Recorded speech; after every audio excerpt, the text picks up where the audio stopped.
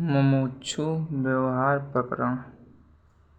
विश्वामित्र जी का श्री राम को तत्व ज्ञान संपन्न बताते हुए उनके सामने सुखदेव जी का दृष्टांत उपस्थित करना। सुखदेव जी का तत्व ज्ञान प्राप्त करके परमात्मा में लीन होना।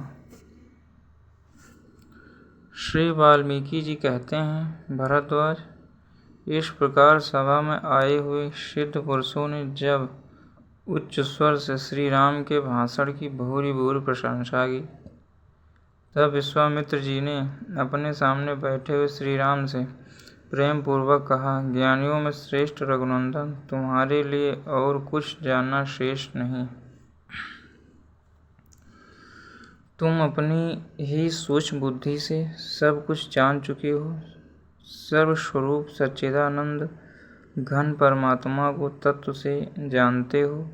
तुम्हारी बुद्धि भगवान व्यास के पुत्र सुखदेव जी की सी है। उसे जानने योग्य वस्तु का ज्ञान प्राप्त हो चुका है। श्री राम, मैं तुमसे व्यास पुत्र सुखदेव जी का वह वृत्तांत कह रहा हूँ, जो तुम्हारे अपने ही वृत्तांत के समान है। इसे सुनो।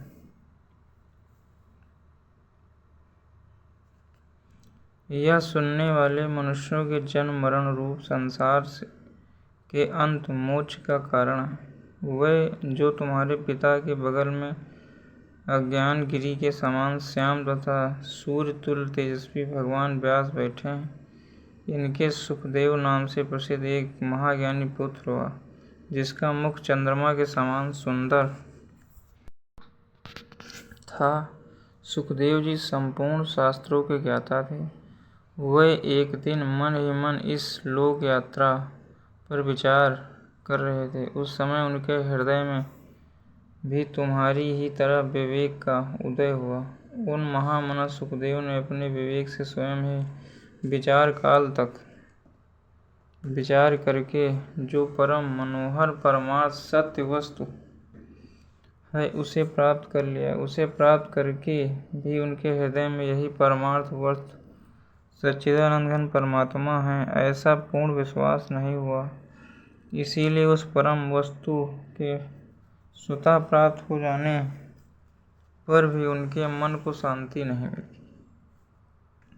इतना अवश्य हुआ कि उनके चित्त की चंचलता दूर हो गई, और जैसे चातक वर्षा की जलधारा के अतिरिक्त अन्य जलधाराओं से मुंह मोड़ लेता है, उसी प्रकार उनका मन अत्यंत क्षणभंगुर भोगों से विरत हो गया।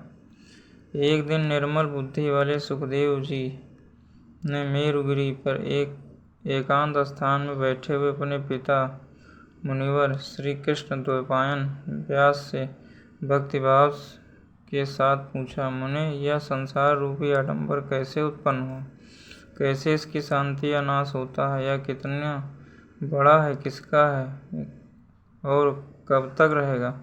पुत्र के इस प्रकार प्रश्न करने पर आत्मज्ञानी मुनिवर व्यास ने उन्हें जो कुछ बताने योग्य बात थी वह सब यथावत एवं विशुद्ध रूप से बता दी। उनके उपदेश सुनने के अनंतर सुखदेव जी ने सोचा, यह तो मैं पहले से ही जान गया था। ऐसा विचार करके उन्होंने पिताजी के उस उपदेश वाक्य का अपनी शुद्ध बुद्धि के द्वारा अधिक आदर नहीं किया। भगवान व्यास भी उनके अपने पुत्र के इस अभिप्राय को समझकर उनसे बोले, बेटा, भूतल पर जनक नाम के प्रसिद्ध राजा हैं, जो जानने योग्य तत्व सच्चिदानंद घन परमात्मा को यथार्थ रूप से जानते हैं। उनसे तुम्हें संपूर्ण तत्व ज्ञान प्राप्त हो जाएगा। पिता के ऐसा कहने पर सुखदेव जी सुमेरु पर्वत से उतरकर पृथ्वी पर आए और महाराज जनक के द्वारा पालित विदेहपुरी में जा पहुँचे। वहाँ क्षणी द्वारपालों ने महात्मा जनक को यह सूचना दी, राजन, द्वारपाल पर व्यास जी के पुत्र सुखदेव जी खड़े हैं। उन्होंने सुखदेव जी की परीक्षा लेने के लिए द्वारपालों से अवहेलना पूर्वक कहा, सुखदेव जी आए हैं तो वहीं ठहरे। ऐसा कहकर राजा 7 दिनों तक चुपचाप बैठे रहे। उनकी कोई खोज खबर नहीं ली। तत्पश्चात राजा जनक ने सुखदेव जी को राजमहल के आंगन में बुलवाया वहाँ आने पर भी सुखदेव जी पूरे 7 दिनों तक उसी प्रकार उपरत होकर बैठे रहे। इसके बाद जनक ने सुखदेव जी को अंतःपुर में ले आने की आज्ञा दी, किंतु वहाँ भी राजा ने 7 दिनों तक उन्हें दर्शन नहीं दिया। वे चंद्रमा के समान मुख वाले सुखदेव जी का अंतःपुर में यौवन के मद से उन्मत्त कमनीय कांति वाली सुंदरियों द्वारा भांति भांति के भोजनों तथा भोग सामग्रियों से लालन पालन कराते रहे, परंतु जैसे मंद गति से बहने वाली वायु दृढ़मूल अविचल वृक्ष को नहीं उखाड़ सकती, उसी प्रकार वह भोग तथा अनादर एवं उपेक्षा जनित दुख भी व्यासपुत्र के मन को अपनी ओर खींच न सके, उसमें विकार पैदा न कर सके। सुखदेव वहाँ पूर्ण चंद्रमा के समान निर्विकार भोग और अनादर में भी समान हर्ष विषाद से रहित स्वस्थ मौन तथा प्रसन्नचित्त बने रहे। इस प्रकार परीक्षा द्वारा सुखदेव जी के स्वभाव को जानकर राजा जनक ने उन्हें सादर अपने पास बुलाया और प्रसन्नचित्त देखकर प्रणाम किया। तत्पश्चात शीघ्रतापूर्वक उनका स्वागत करके राजा ने उनसे कहा, ब्राह्मण जगत में परम पुरुषार्थ की सिद्धि के लिए जो आवश्यक कर्तव्य वह सब अपने पूर्ण कर लिए हैं, सारे मनोरथों को प्राप्त कर लिया है। इस तरह आप कृत तथा आर्प काम हो चुके हैं। अब आपको किस वस्तु की इच्छा है? श्री सुखदेव जी ने कहा, महाराज, मैं जानना चाहता हूँ कि यह संसार रूपी आडंबर कैसे उत्पन्न हुआ है और इसकी शांति या विनाश कैसे होती है। आप शीघ्र ही मुझसे इस विषय का यथावत रूप से प्रतिपादन कीजिए। श्री विश्वामित्र जी कहते हैं, महाराज, इस प्रकार पूछे जाने पर राजा जनक ने सुखदेव जी को उस समय वही बात बताई जो पहले उनके महात्मा पिता व्यास के द्वारा बताई गई थी। तब सुखदेव जी ने कहा, वक्ताओं में श्रेष्ठ महाराज, मैंने पहले विवेक से स्वयं यह बात जान ली थी। फिर जब पिताजी से इसके विषय में पूछा तब उन्होंने भी मुझे यही बात बताई और आज आपने भी यही बात कही। शास्त्रों में भी महावाक्यों का यही अर्थ दृष्टिगोचर होता है।